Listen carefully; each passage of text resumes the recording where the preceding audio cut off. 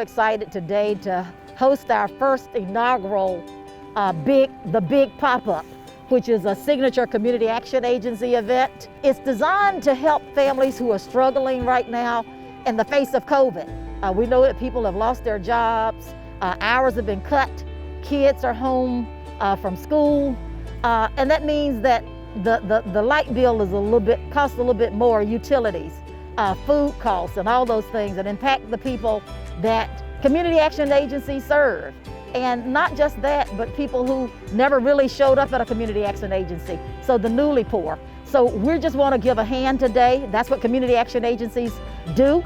There are 34 agencies across the state of North Carolina, and they pivoted to be able to help families as they struggle to deal with COVID. That's what today's event is about. So we just want to let them know that as a community action agency across the state of North Carolina, that we really hear their concerns, and of course we're putting the action in community action, and we're just so grateful to be here to be a part of this great event. I volunteered to help the community and to see such a divided place right now, to see everybody become into one. And it's been just a great experience seeing people helping people. Passage Home is Wake County's anti-poverty organization. It's important for me and Passage Home to be represented at events like this because a lot of this is the work we do, because we don't believe that families can truly look towards the future, set long-term goals, unless they have their basic needs met, like food, like diapers, like water, that is just, that they have in plenty so they don't have to stress about when their next meal is coming from. Events like this are so important for the community, so the community and all members of the community know that we care about them, we're here for them, they're not forgotten.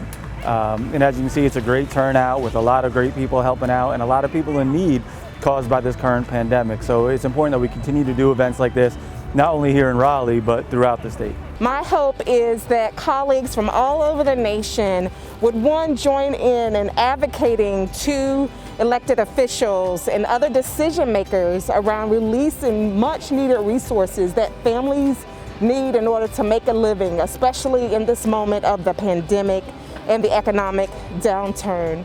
Also, I would love to just extend an invitation and a challenge to community partners, to community action agencies, and to businesses to rally together to support future pop-up events or other events such as this, where we can support and meet the needs of everyone when they need it the most. Obviously came out today to show my support for this tremendous effort that serves to help the marginalized communities here around this area.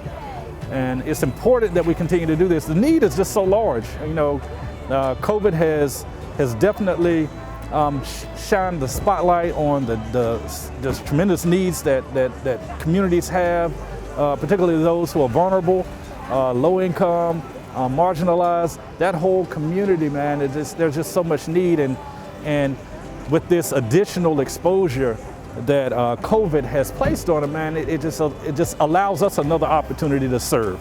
And just glad to be here and be a part and able to watch it all take place. This is community action. This is what community action does, and we've been doing it for years.